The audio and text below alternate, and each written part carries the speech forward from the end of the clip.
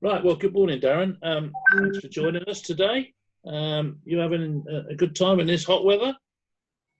Yeah, I've just taken the very short trip back to Hertfordshire to see my family for the first time since lockdown. Really, Yeah. I've just come for a few days in back to Letchworth, and yeah, just catching up with family really. But the phone goes mad every minute of every day, and you're always on call, aren't you? Absolutely. It's 24/7 job, isn't it? Absolutely. Few news. Well, I say few. One new signing in the bag today. Can you tell us about it and your thoughts on the signing, Josh Staunton? Yeah, I've got to be honest with the with our financial state.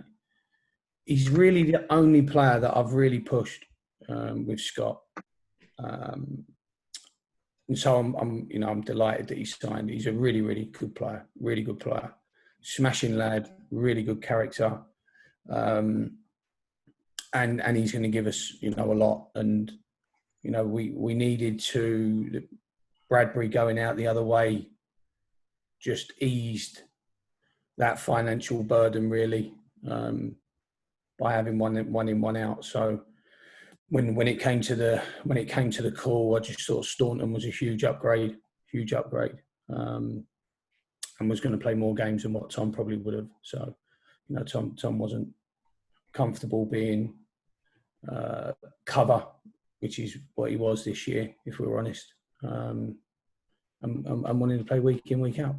No problem with that. And didn't really want that season-long duel of trying to oust a Collins or a Wilkinson.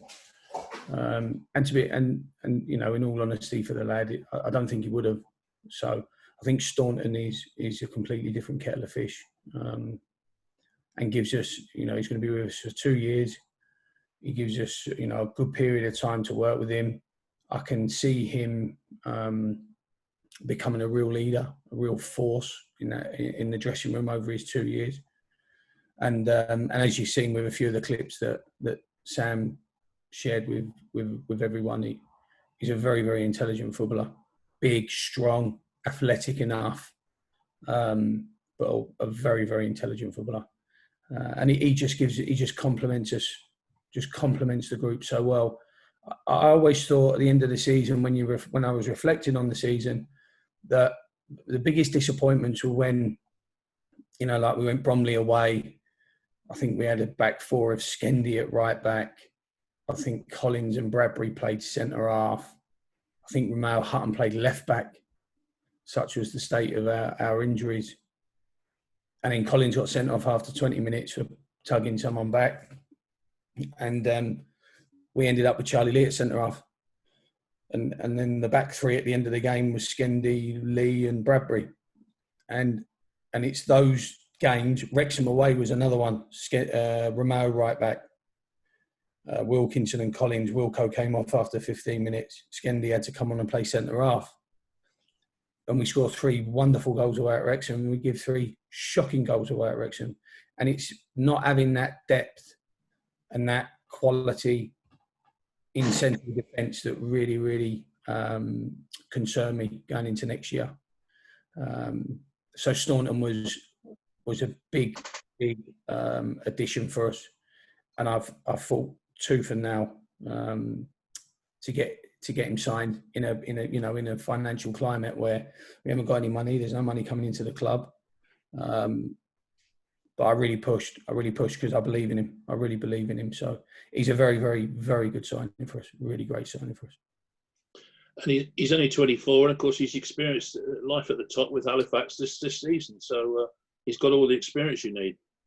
Yeah, he's no way he's 24, is he? Have you seen his head? Not a chance. That head's been in this world for 24 years. That's been in for 34 years. So he, poor old Josh, eh? I'm going to sit next to him in the team photo. I look younger. Yeah. But no. He started 38 games for Halifax last year. 38 games. Played in midfield. Played in a back three. Played in a back four. I mean, if you look at I feel our real successes last year in terms of recruitment, if you look at Albie and Charlie, they bring 3 or 4 attributes every time they play. It doesn't matter where they are. Play Charlie centre forward, he wins every header. Talks, good footballer. Play Albie right back, powerful, good runner, good attitude. He's got that little swivel of his hips where he can go past the player. And he does it everywhere. Does it at centre half. So I quite like this model of player, especially where we're going to have to obviously, count every penny. I like this player that's going to give me these 2 or 3 qualities every game. Staunton could play anywhere. He's like Charlie in that sense. They just turn their head to anything. And of course, it carries on. You look at our signings. A lot of our signings are winners. And Staunton's had another winning season. And he knows what a campaign looks like and how, what it takes to win week in, week out. So, Halifax had a great season with Pete. And for me, Staunton was the key to them. Like I said, I'm really delighted to have Josh. He's going to be a good player for us, a really good player. Moving on, I hear that Nelson has decided he's moving on.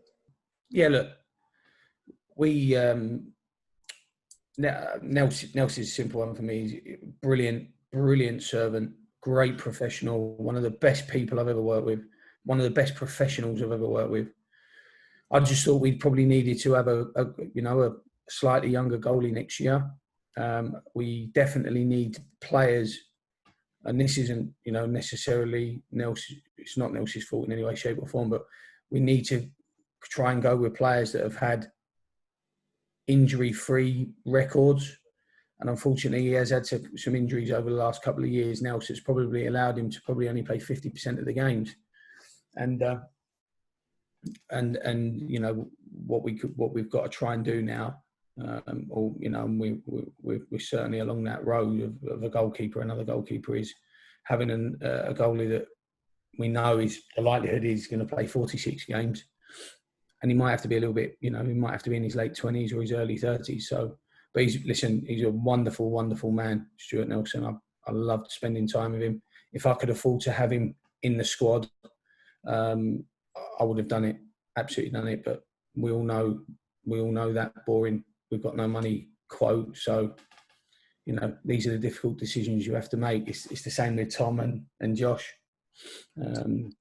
You have to try and make upgrades for less. You've got to stretch a quid even further. So, but that's the fun. I've said all along that's the fun. The fun is the journey. The fun is doing the math. The fun is solving the problem, trying to create solutions all the time. And I feel like we've created a real solution with Josh. I mean, he is a solution to a lot of problems.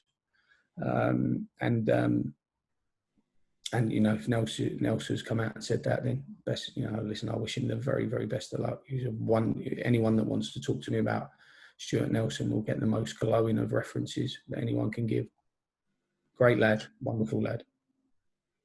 Okay, sorry to drop that one on you unexpectedly, but whilst on the subject of transfers, I see that Juventus are trying to unload Ronaldo from their wage list. Any chance of getting him? Too old, isn't he? all I get is stick for signing old players. Well, let's not sign him. He's over 30, so that's an up yours, isn't it? Yeah, it was, wasn't it? Yeah. Not unexpected though. No. What do you think about Stevenage suddenly finding themselves back in league football again? You must be pleased for your old club. Yeah, I am really chuffed because it's not necessarily anything about the football. It's about people keeping their jobs. It's about the back room, the back office staff that I've known for 10, 12 years now. It's them keeping their jobs. It's everything. It's the chairman who I had a fabulous relationship with and still do to this day. I'm really pleased for those people. I'm really pleased. And it doesn't matter how it's got done. They've stayed up, which is great. And, obviously being local to Stevenage, it's important that there is a club in league football in the county, and local, obviously, to where I grew up. So it's great news, absolutely great news. And, I signed Alex Ravel in January before I left, and he's now the manager. And listen, best of luck to him. Best of luck. It's not an easy job, Alex, if you're listening. There's been mention of League One and League Two clubs going for some sort of a salary cap. Do you think that's likely to spread to the National League? Logically, it should, shouldn't it? You know, if that's where they're going with it, logically it should. I'm not sure how that works now. I'm not sure how it works now for League Two and League One clubs, because you can't all of a sudden spend the money and then have a cap and then say, by the way, you lot, you're on 50% now. Yeah. That doesn't work. I've had those conversations with people before. They don't normally go down very well, those ones. So it's, you know, if it helps, it helps. I'm not really bothered, Aid, if I'm brutally honest. I don't really care. I just want, you know, I just want to know about the Oval. That's all I really want to know. What everyone else does. I don't know how Sunderland are going to go to 2.5 million, you know, with their wage budget, but I think they'll have to drop about 20 million, wouldn't they, to get under that? How's that going to happen? Yeah, it was probably not, is it? But time ago will tell, I guess. We'll see how it goes.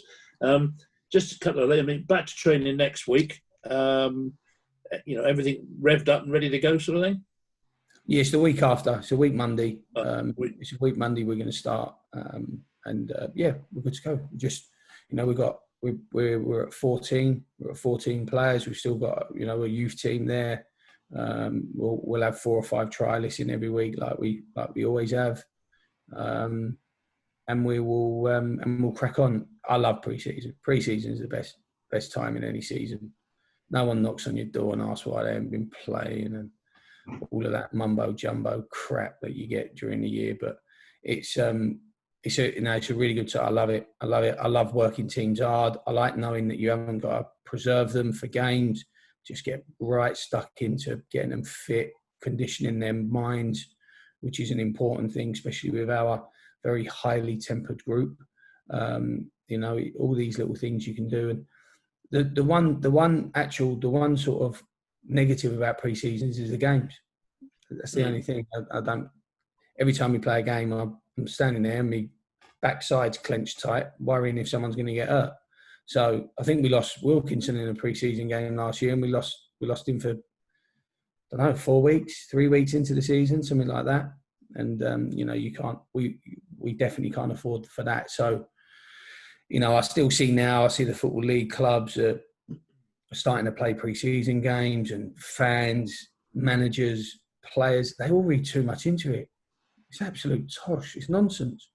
It's nonsense. Pre-season games are nonsense, absolute nonsense. So you can't read anything into it. For me, as a coach, you know, by trade, I only start learning from that first game.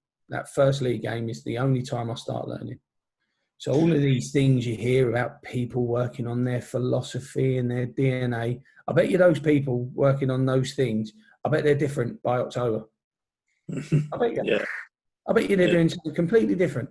Because you think pre-season, you think you know where you are. You don't know until your first game.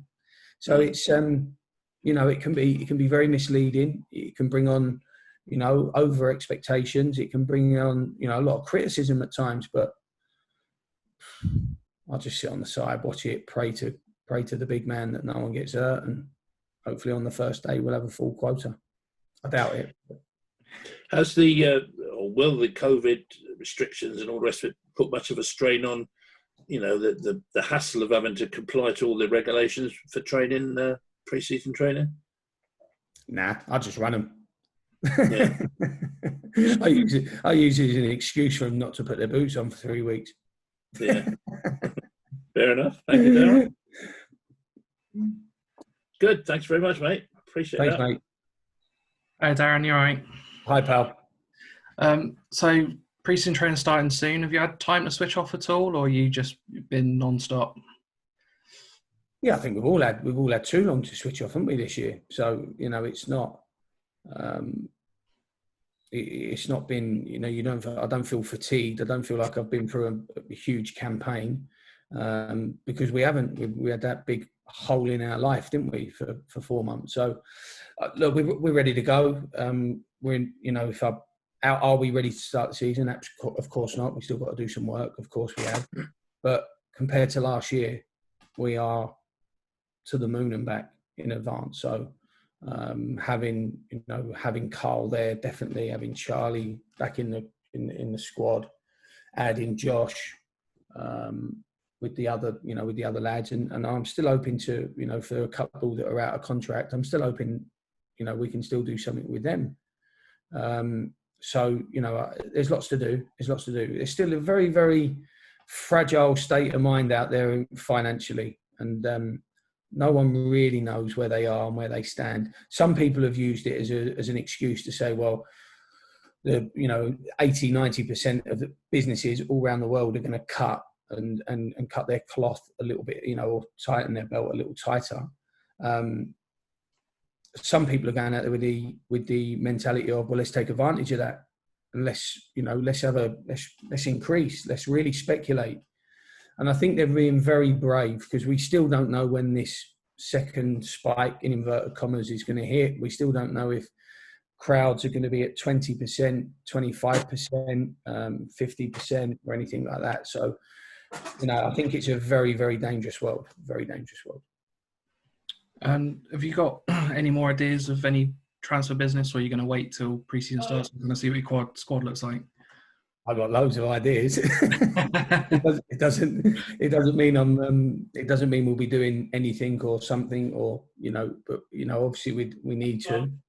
We've tried to obviously fill I thought it was a really, really obvious hole with Josh, and I thought the players like Josh, it's a really strange thing to say, but they kind of help managers sleep well at night. You can. Charlie's the same. Albie again. Lawson, Diaz, very similar to that as well. Is that they have so many of these qualities that you can use in different areas. Miles Hippolyte, another one that they kind of give you that reassurance that no matter how big or small the squad is, you can utilise their real qualities in abundance. Look, we'd still like another one or two forwards, 100%. I think one may be a permanent, one might be a loan. We'd still like a right back. I think that would probably be another young loan, from a club that needs a young player to get experience, like we did with Hutton. We're going to need cover at left back. We need 2 goalkeepers. There's still work to be done, and we just need to take our time and do things properly. And I know it's slow. I know people are probably looking at other clubs, but I don't really care.